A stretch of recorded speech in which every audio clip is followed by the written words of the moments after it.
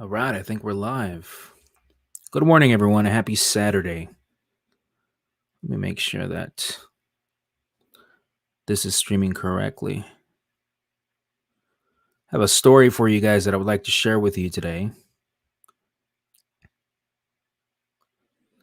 I've been up for a little while.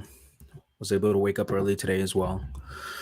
So I've been grinding for a bit since about 4, I'd say maybe 4:15, 4:10 in the morning. I think today I woke up like at 4:10. I wanted to wake up at 4, but I snoozed one time, so I woke up at 4:10. It's a good day, good Saturday. We're having some amazing weather, man. This is the weather that I wish we had all the time. That's why whenever I get to travel to a northern state that has this type of weather, generally year long, oh my gosh, it's so refreshing. Now, once you get into the winter months, it's not as nice, I'm sure. But at least having this weather year round, if you live somewhere where this is the this is the weather that you have pretty much all the time, which is like 70 degrees, it's beautiful, beautiful, beautiful. But very good morning. Happy Saturday to everyone. I wanted to do this video for you because I'm trying to get a message and a point across. And today, I'd like to take this opportunity to tell you a little bit about my pops. I want to tell you a little bit about my father, the man that I grew up with, and why a lot of the things that he taught me and a lot of the things that he showed me while he was here on earth. I lost my pops in 2016. I think it's information and values that are so needed today for today's youth, for the children and the young adults of 2021. So I'll tell you a little bit about my pops. This is my pops. This is my dad.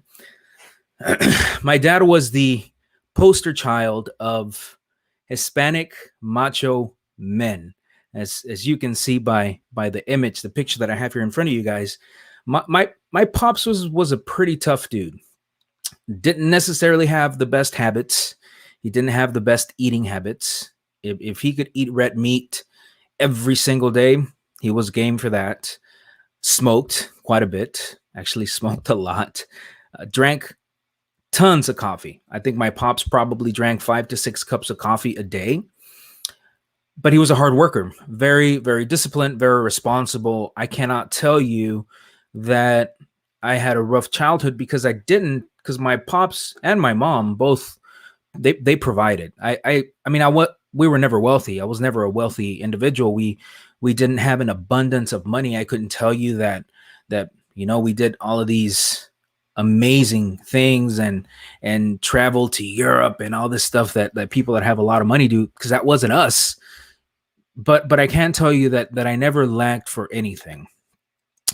So growing up, my pops, I mean, he was the main disciplinarian. I mean, he was a tough guy, a tough dude. And I remember growing up as a child, and then as a teenager, and then a young adult. I was always striving to get my dad's approval on things. I always wanted him to give me praise. And I'm not telling you that my dad never told me that I did a good job, because he did, but it always came with a comment after. So for example, let's say I brought home A's and B's. Maybe I brought home 5 A's and 2 B's, or 4 A's and 3 B's, or whatever. My dad would look at the report card and he'd say, this is good, but so you can do better. So why aren't you bringing home straight A's? Why do you have 2 B's?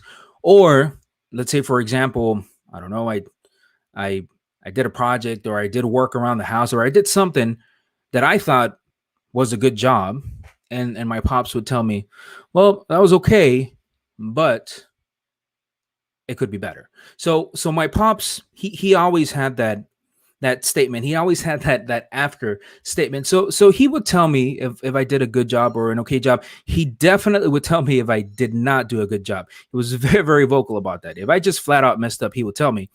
But when I thought that I went above and beyond, when I thought that I performed, when I thought that I did well, he always told me, well, that's good, but you can do more. Why don't you do more? Why can't you produce more? And I remember that used to drive me insane, man. It used to drive me crazy. I would get I'll get a little frustrated. I get a little mad. And my mom would tell me, that's just the way your dad is. Whereas my mom was the complete opposite. So my mom, everything that I did was just like, oh my gosh, my son's amazing. He did all these great things. And I remember she had like this huge shrine of all of my accomplishments and all of my straight A ribbons and the A and B ribbons and certificates and perfect attendance. And then I was an okay football player in high school, but I was a very good musician. So I was able to make some all-state competitions and stuff like that. And she had all this stuff up on the wall, this huge shrine. That was my mom. But my pops, on the other hand, it was always, well, that's good, but you can do better. And I remember my dad used to tell me,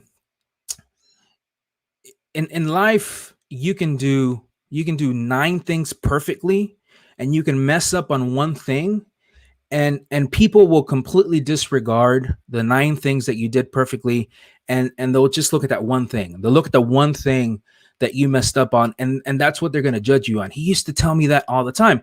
And actually he would tell me that generally when I would screw up, when I do something dumb.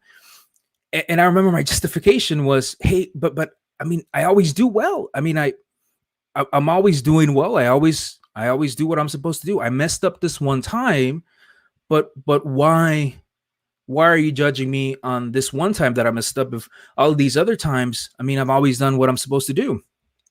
And then he would tell me that. He would tell me, you could do nine things perfectly, but if you do one thing wrong, people are going to judge you on the one thing that you did wrong and completely discard the other nine things that you did perfectly. And that always stuck with me. And the fact that he always had that, well, why don't you do more? Why can't you do more? Why can't you perform more? Why can't you pull more out of yourself? And so let me tell you why I think this is so important.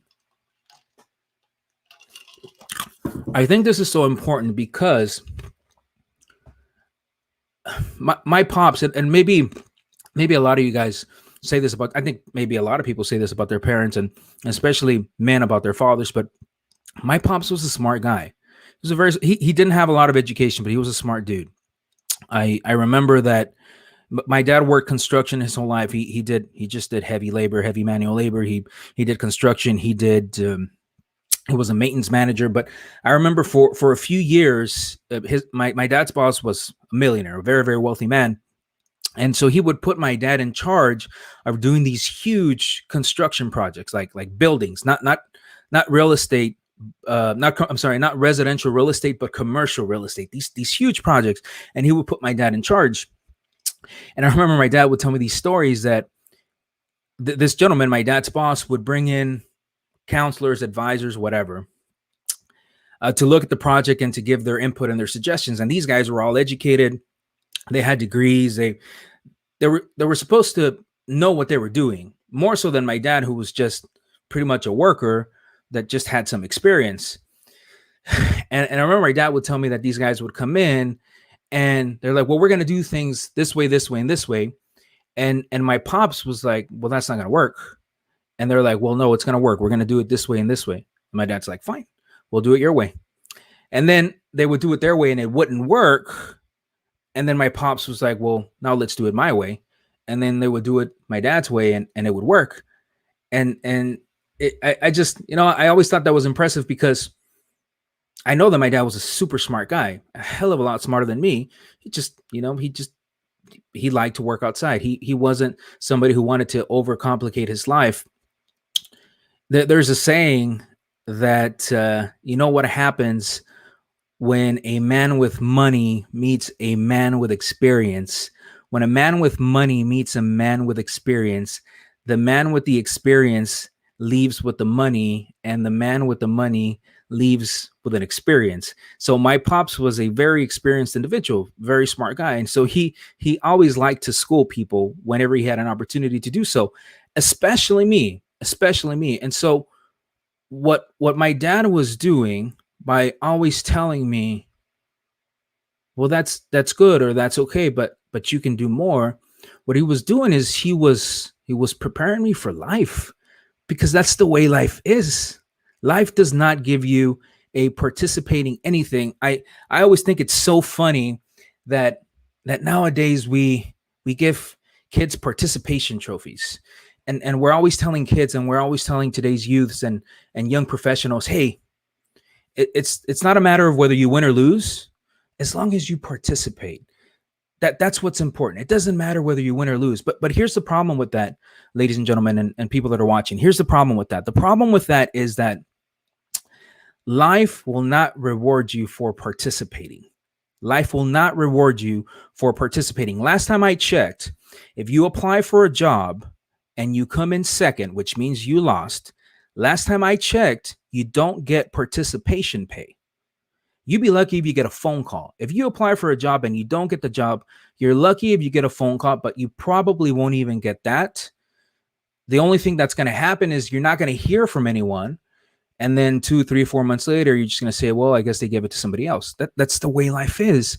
So why is it that we tell children that they shouldn't strive to win, that they shouldn't strive to be successful? Because when we tell a child or a young adult or a teenager that it doesn't matter whether you win or lose, it doesn't matter. The only thing that matters is that you tried, you participated. That's the important thing. Then what we're doing is we are crippling them from being well prepared for what life actually is. And life is hard. Life is not easy. It's not easy for anyone. And so we're creating this generation of youth that they can't take it. They can't take how difficult life is, because for such a long time it was, well, it's okay, it's going to be fine, it doesn't matter whether you win or lose, as long as you play the game. And that's not the way life works. Now, I'm not telling you that you should demoralize a child or a teenager for not winning. No, I'm not saying that. I'll give you a perfect example of that. This past week, my son had a football game. My son's playing football. He's a 7th grader. And they lost. They lost pretty bad. And after the game, he comes up to us, and I could tell that he was pretty upset. And if you guys are writing comments, I promise you, I'm using my streaming program. Unfortunately, for some reason, I just can't see the comments. But after I finish the video, I'll go in there and I'll answer some of your comments, or I'll check in my phone in just a second. But so my son had a football game and they lost pretty bad. And after the game, he comes up to us, and my wife's a mom, so it's her role to be a mom. And so she told my son, because she could tell that my son was upset, and I could tell that my son was upset. And she told him, hey, you're not going to win every game. It's fine. You guys did good. You're just not going to win every game. And I look at my son. I was like, man, you guys got your butt whooped. I told him that. And then my wife looks at me. She gives me that look. And I'm just like, it's the truth. I mean, they got their butt whooped. That's just what happened. The other team was better prepared.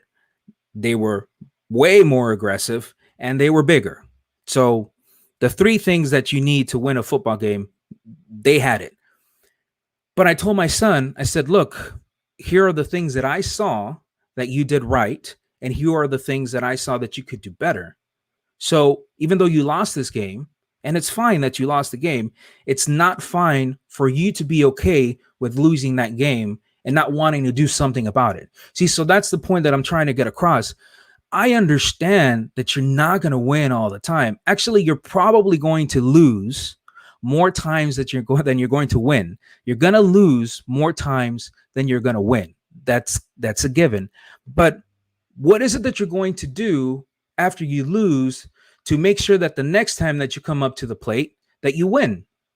And I think that today, when somebody loses, they just throw in the towel and they tell themselves, well, you know what? That obviously I wasn't going to get the job because so many people applied. And I mean, there's people that are a lot more qualified than me, and I'm young, so they're not going to take me into. No, that doesn't work. Life doesn't work that way. What you need to tell yourself when something doesn't go your way is, okay, I lost, obviously, because I didn't get the job, or I lost because this didn't happen, or I lost because whatever. What do I need to do now to better prepare myself so that the next time that I have this opportunity, I win. See, because it's not about winning all the time, because you're not going to win all the time. You're going to lose actually most of the time. But when you lose, what is it that you're learning from those losses? And how is it that you are improving on those skills to be able to get yourself to another place? That's the important thing. And that's what we're taking away from youth and kids today. We're letting them know that it's okay to be freaking complacent. Why is it okay to be complacent? And then we wonder why nobody can find people that want to work. Nobody wants to work today. Nobody wants to do anything. Why? Because, well, I could go work and make $2,000 a month, or I could stay home and collect unemployment and make $1,200 a month. Well, I mean, after taxes and all that stuff that I have to pay and maybe benefits or whatever, I mean, I'll just stay home and not do anything and make $1,200 a month. It's a better deal. But here's the problem. If you went out there to make the $2,000 a month and you actually work for it, then maybe you're building skills so that your next opportunity, your next job opportunity pays you $3,000 a month. And then your next job opportunity pays you $4,000 a month. And then you refine your skills some more and your next job opportunity pays you $5,000 a month. You see, that's the mentality. That's the mentality that my pops embedded in me as far as I can remember. I mean, you can only remember back so far, but from when I have years of reason, which was probably somewhere around 4 or 5, it was always well, that's good, but you can do better. And so even though I don't have my pops around today anymore, everything that I do today, I always tell myself, well, that's good, but you can do better. So, well, that's okay. I mean, that was okay. Raul, I mean, you did okay. You did that. That's all right. You made XYZ amount of money. That's okay. You helped so many people. That's fine. You talked in front of this group and everybody said that you did a great job. I said, well, that's okay, but I know that I can do better. So what do I need to do now so that I can do better? And I tell you guys the same thing. And this is applicable to you as an adult, but this is so much more applicable to young people, because we are crippling young people for life. We're letting them know that it's okay to lose and remain a loser is what we're teaching them. It's okay to be complacent. And unfortunately, if they live that life, if they get accustomed to that mentality, then they're not going to be able to accomplish any of the dreams that they want to accomplish.